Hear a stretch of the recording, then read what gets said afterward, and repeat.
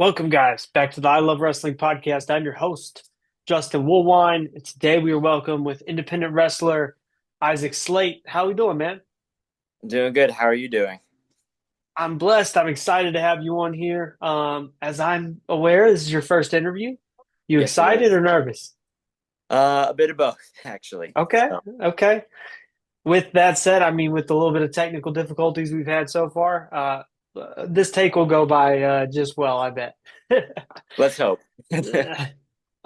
Before we dive into your career, fandom, what got you into the business, all that fun stuff, some of your goals, would you like to plug your social medias, upcoming events, all those fun things, just to let the wrestling fans watching know where they can catch you?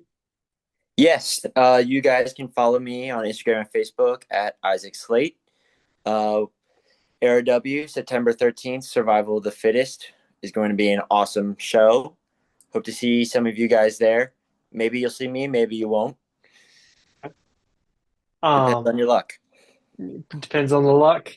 Got you. Before we like really dive into your career, I want to know what made you fall in love with professional wrestling? When did you find it? Like what gave you that first your first itch, as some might say?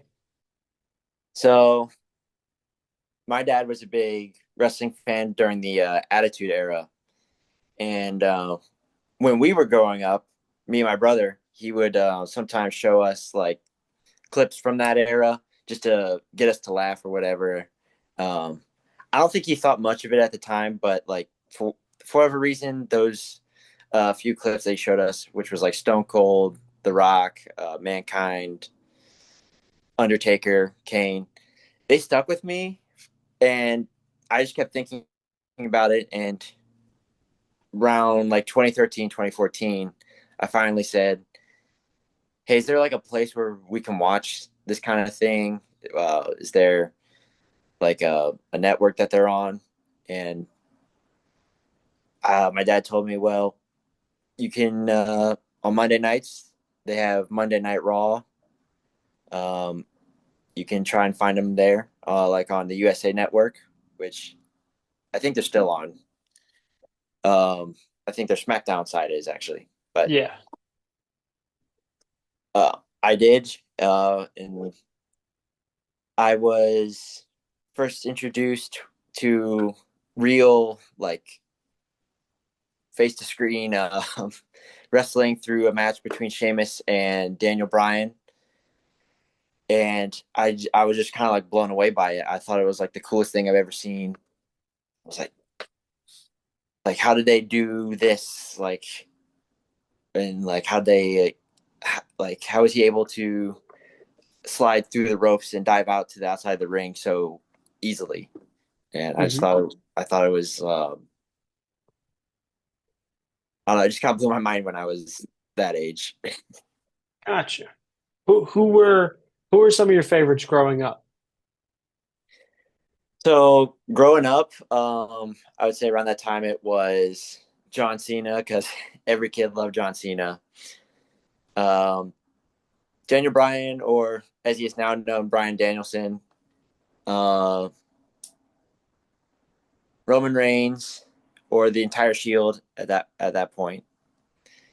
Um, yeah, those are just like names that came off the top of my head, like come that Gotcha. era.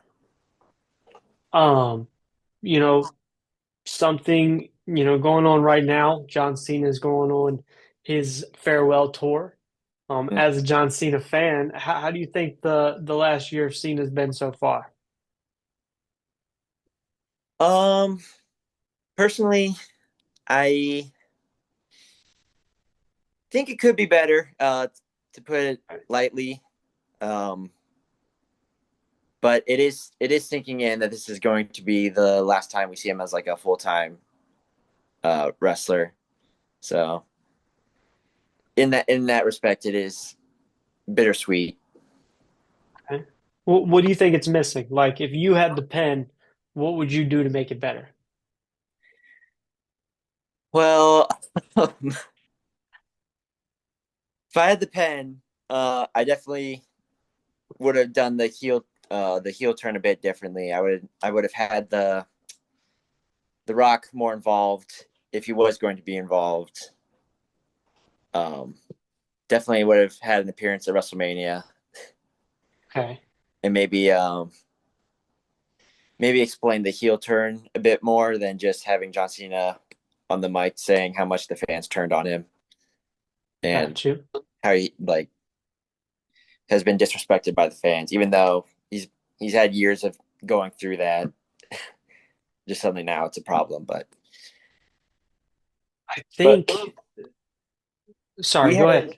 yeah, but we had some interesting matches. We had bad guy John Cena versus good guy Randy Orton, which is not something I ever thought I was ever going to see. Exactly. I think with the heel turn, it's a matter of I think the shock that had happened was the peak, and then everything after that kind of felt like it was missing something. And I think a lot of that is just The Rock. Like he was expecting Rock to be there as like his um as his puppet master kind of, and we didn't get Yeah, that. So it's kind of weird. Like when you do the whole thing with The Rock and Travis Scott and then they're not there. yeah, So like it just made it was missing something the whole time. And the answer is The Rock. Like we wanted The Rock to be there with Cena because it'd be the final boss and his puppet now, John Cena, and it'd be interesting. And I think we was missing that. it I was think my especially with the thing, whole "I want your soul" bit. Uh, yeah, it was just weird. I would have been like, I would have thought that he would have come out the next night and said, "Cody refused to give me your soul, so I took John's," and Exactly. Just and look what something. happened. Like something. A little explanation would have went a long way in the whole thing. Even if that was the last time we saw The Rock, even like let's say he didn't show up at WrestleMania, but he showed up the night after Elimination Chamber and was like, "Hey, Cody didn't give me yours, so I took Cena's, and now whatever Cena's about to do is because of me," and then just Yeah, left it at that. It would have made I'm like, okay, I can accept that, but it was just Rock did the throat slit and sent Cena on his way, and it was like, I don't know what's going on now because Cena's explanation seemed it kind of just seemed thrown together. Like you said, yeah, like we, as fans, a lot of guys and girls were turned on Cena a long time ago just because it was like we didn't want to see the same thing over and over. So it was one of those, like, how do we get this different kind of things? And it seemed like yeah. they just threw it all together. It was, and I thought the motivation for Cena could have been a bit different. I would have gone with you fans have always been hating on me a bit because he's been dealing with that. Like he's said multiple times he does not care if he gets booed or cheered. I would have said something like maybe because he's been like losing so much to these younger talents, like he lost to Solo Sokoa, he lost to Austin Theory, that maybe he's feeling like he can't run with them anymore, and that Yeah. he needs like that insurance policy to prove that he still has it.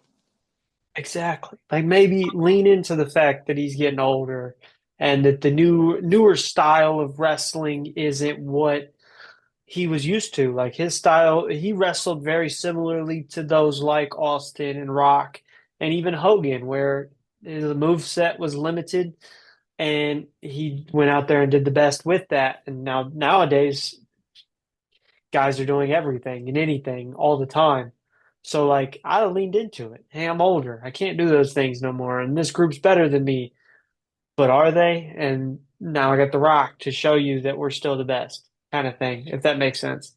Yeah, and then especially would have worked when he became like the 17-time champion, and it was like his statement of I can run with the best because I am the best now. Validation. Um, moving on.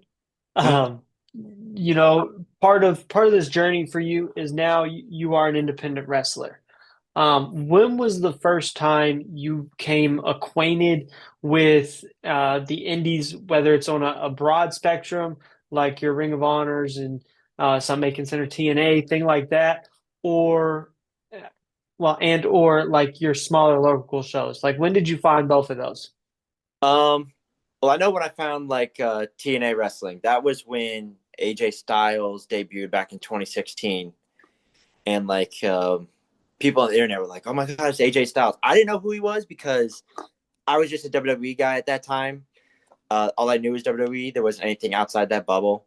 So when people were like, "Oh, it's AJ Styles. It's AJ Styles. He's from TNA, New Japan, Ring of Honor," I was like, "What are these companies?" So I started looking into them, and I was like, "Oh, there's a whole wrestling like world outside of Excuse me. WWE," and that fascinated me. Like the TNA's X Division, like those like X Division matches. Like I'd never seen that before, and I thought like that's such a cool idea. I've never seen it done in WWE Okay. or or New Japan's like entire different wrestling style, like more hard hitting. And Uh, when did you find local indies? I don't remember the exact date or year that was, but I remember I think it was just like a flyer I found at some point, and like I was interested in going because I was like, oh, it's $20 for wrestling. They had a small crowd, but the wrestling was like amazing. I don't remember any of their names, unfortunately, but I just remember like the feeling I got from that show, and Okay. that was the same like everywhere else I watched it, and that was amazement. Gotcha. And how did you find Black and Brave? So my senior year of high school, I was like dead set on training to become a professional wrestler. So I was getting ready for after graduation. I want to immediately head into the professional wrestling circuit, and I wanted to find any spot that could train me. And I was just like looking online, seeing anything close by, like Chicago area. And then I stumbled across the Black and Brave website, and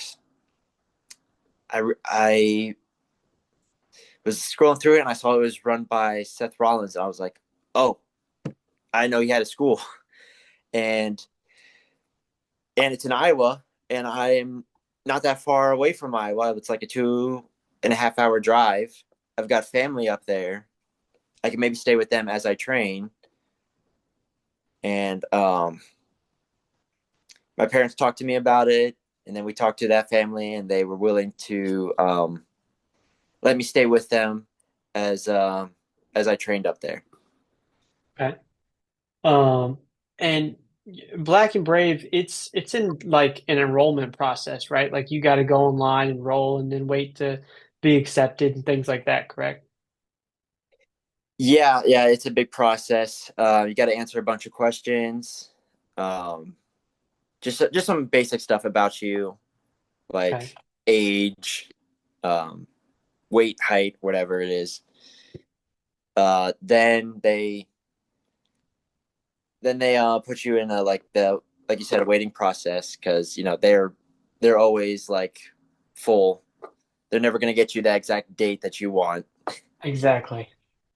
because everyone wants to be trained by the best to be the best. So Like going, I guess first, I think like the last round of like acceptances or enrollments they was doing, they're all the way out to like 2027 right now. How long did you have to wait before you actually got to be accepted and then go into the training school and meet Seth and Merrick? I had to wait.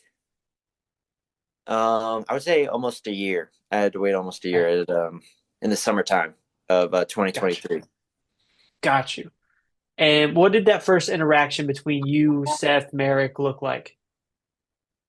So um, after they made sure that we were all accounted for and we had all the stuff we needed, because we needed like a physical and our ID to make sure it's us, they pretty much let us know that if we were expecting an easy ride to the top, then we were sadly mistaken and probably should head out the door. Uh, Okay. if it was easy, everyone would be doing it, and they're not looking for people who just want to do this as a fun thing on the side. Okay. They're looking Do for you, do you, commitment, sorry. and no, you're good. They're looking for commitment and people who are physically and mentally tough, basically. Okay. Okay. Do you remember who else was in your class? Yes, yeah. I had in my class there was Calvin Kaye or Calvin Kelly as I can't remember which one he's called on the Instagram. Um, there was also Keegan Dimitrovic. He's a big wrestler in Canada, or not a big wrestler, but he's coming back right now in the Canadian wrestling scene. Okay. Uh, one of the guys um, we knew he was going to be something out of all of us. If any of us were going to make it, was going to be him. Dion Freeman. I don't know if you heard of him, but he's I've seen him around as on with EC3 when he was doing his Control Your Narrative Yep. shtick. He and I've seen him do um go around independent shows. He's like champions all over. So Gotcha. What did, I know a training process for everybody looks completely different. And I also know like Black and Brave has a pretty structured program, but what did the training process throughout Black and Brave look like for you? so for me,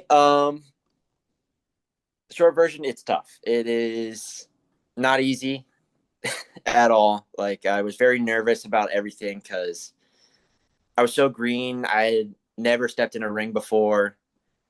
I didn't even know how to bump or how to hit that ring correctly.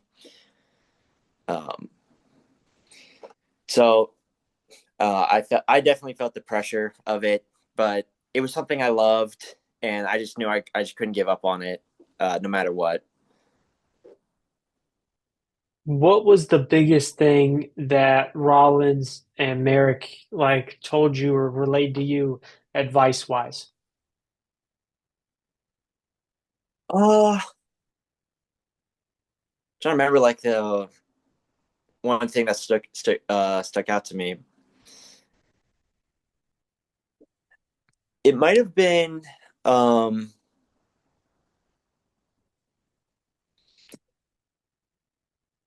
might sorry. It's just You're good. it was so many things like happened back then, so it's like really hard to Pick one. uh pick one. Yeah, basically I would say it was that I guess I would say it's the final day that really stuck out to me the most because they pretty much said, you guys have made it through your 3 month training period. You're ready. Like, this is it. You're ready. Go out there, make a name for yourself, and stick with it. Because if there's one thing you need to bet on in the wrestling world, it's yourself. Okay. And what does that look like for you so far? Going out and betting on yourself, trying to get booked with other promotions, and really trying to sink your teeth into your wrestling career so far. So far, it's been just making a name for myself and showing that I have um, I have I don't know how to say it, but it's like a connection to this business in a way. Like, this is I feel like this is something I was born to do, and Got you. I want other wrestling promotions to see like that I have the talent for it. I've got the drive for it. I've got whatever they need in a wrestler. Like, I want them to see it in me. Okay. What does the process look like for you as far as trying to seek out different promotions and get booked on them? To me, it's reaching out. It's just saying, "Hey, uh, my name is Isaac Slate. I'm a professional wrestler. I'd love to come by to your shows, help you with whatever you need. If you need help setting up a ring, I can do that. And I'd love to talk with you about maybe future interactions." Okay. what did your debut look like? Like, what did your first match outside of Black and Brave look like? Um, my first match was at a place called Midwest Championship Wrestling, and it was part of a. It was like a tournament match, and obviously I was very nervous about it because I I wasn't sure what to expect. I didn't know how the crowd would react to this face. um, but I just knew I needed to present myself in a certain way to get the right reaction from the crowd, and that was to get at that time boos. Um, so I just did whatever I could in that match to like get them to boo me. I would like taunt the crowd because they were more familiar with my opponent than they were with me. So I would try to insult them for liking him, and that just got them angrier. And like as the match progressed, they just got more and more angry with me. And when their guy did end up winning, um, it was a pretty loud pop from them, and I was very happy about that because I felt like I did my job. Okay. You earlier you mentioned ARW. When did you find them? So I found them pretty much right after I graduated from Black and Brave Wrestling Academy.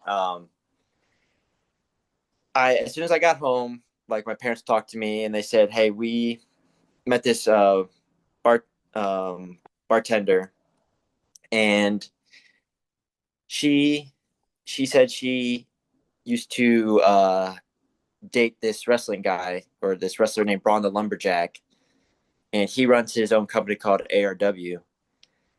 And they said to me like you should reach out to him like sometime soon. So I reached out to him. I let him know I was from Black and Brave, and that I had never wrestled. That was before my MCW match, Okay. and he said yeah, just come out to one of our shows, help with setting up the ring, which I was familiar with my time at Black and Brave, so I knew kind of what I was doing. Um, some materials changed, but overall it's the same thing. Okay. And would you like say that they're maybe your home promotion now? Yes, they are. They are the first ones that like really gave me a chance to really build myself and my character and my wrestling abilities.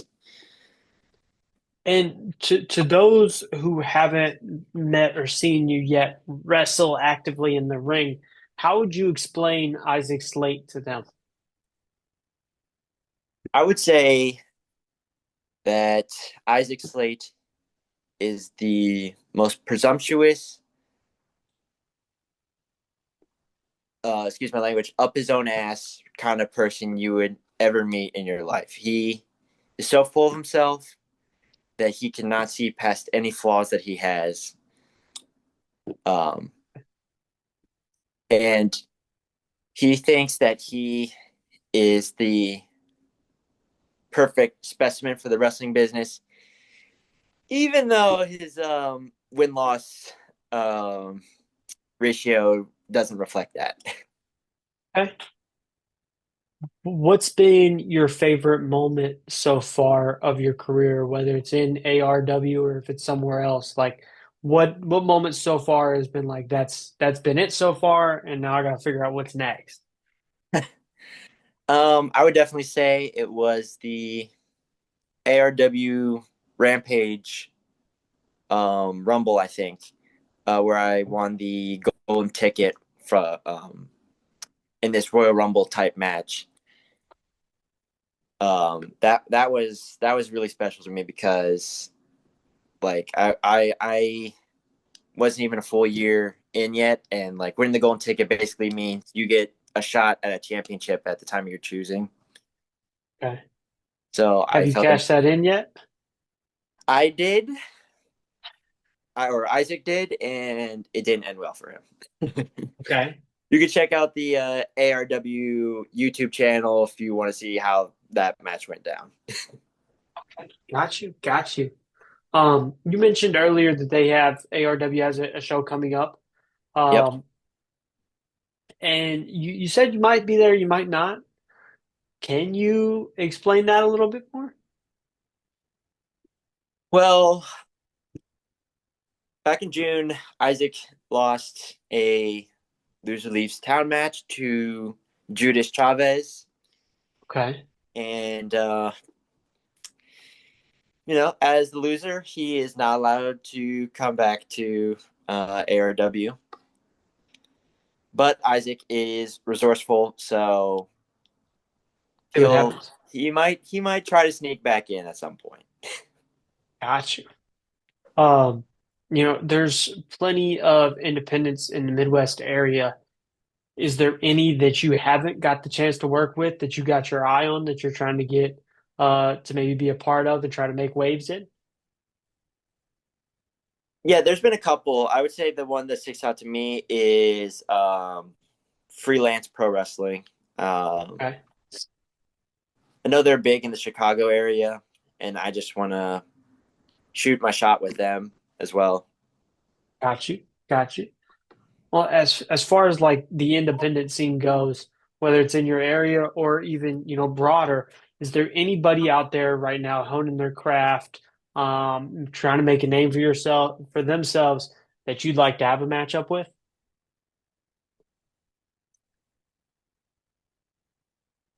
There's so many people out there that I would just love to have at matches. I'm not a picky guy. Like I love this sport. I love being a professional wrestler. There's no one who I'm gonna say like um I only want to match. I want to match like just with this guy or just with that guy. Like I'm I I've seen so many talents like through different wrestling promotions, and it's hard to pick just one guy and say like, yeah, this is the guy I want to wrestle the most with. Got you, got you. I understand completely. What about like if you had a dream match with somebody on like a main roster of whether it's WWE or AEW or TNA even? Is there anybody up there that you're looking at like before they retire, before I'm done, I'd like to, have that dream match with? Yeah, there is a couple of dream matches. Oh, I'm out there. Yeah, I'll say first one because he's also a childhood hero of mine. I'm gonna say Rey Mysterio. Uh, I would love to wrestle Rey Mysterio. I think it would be such an awesome match. But I guess that's just me being hyped up on my own self worth. I actually don't know. He would probably have to carry me through that match because he's got way more years under his belt than I do. But I would just love to wrestle like a luchador. I haven't wrestled like any luchadors yet, and that would be like one of the he's like one of the greatest luchadors of all time, and that would just be such an honor. Um, Definitely. Another one I would say is Nick Nemeth, or like WWE people would know him, Dolph Ziggler. Um, Okay. I feel like his style would match with mine in a sense. Um, Who's the heel in that situation? uh, I would say me. I Okay. I always I always love to be a heel, and I think fans love Nick Nemeth too much to really hate him. Fair enough. Fair enough. AJ Um, AJ Styles is also another pick. I know he's like going in. I think he might have said it's his like last year of wrestling or something. he's alluded to it. Yeah. Yep, I would just love like an opportunity to wrestle him at some point. Okay. Okay. Oh, actually, there's one other guy I forgot to mention. Um, so I met him at like a fan meet and greet. It's Johnny Gargano, Okay. and I approached him with like a black and brave shirt, and he immediately recognized the shirt and was willing to take like 5 minutes to talk with me about it, even though there's like a line forming behind us. Um, and just we talked wrestling for just a bit, and it was special. Like he told me that the bumps, like the wrestling bumps are gonna suck, the traveling's gonna suck, all the injuries are gonna suck. But if you remember why you love this sport and what brought you here, you're never gonna work a day in your life. Okay. Fair. And like it was such a great honor, and I hope to one day see him in the ring, uh, just to like Okay. spark that interaction just one more time. Do you think having that black and brave label like puts a spotlight on you because people obviously know black and brave? Do you think that just makes people maybe gravitate towards your potential in the ring, maybe? It definitely gets eyes on me from other promoters. Like they definitely say, "Oh, you're from Black and Brave," so it sets an expectation. And from time to time, you'll feel the pressure of it, of hoping that you meet those expectations. But I at this point, it's like breathing air. It's just something natural to me, like wrestling. So I feel like I always go out there and prove my worth to whoever is watching. Gotcha. Just throwing it out there, I'm surprised Seth or Merrick wasn't on your list. um, as wrestlers to wrestle in the future. Yeah. Yeah. I know Merrick doesn't do it nearly as much as Rollins does anymore No, from I conversations with him. yeah. It's just I'm not sure if you're aware of like his injuries or his Yeah. His next, I've had him on. We've talked about it.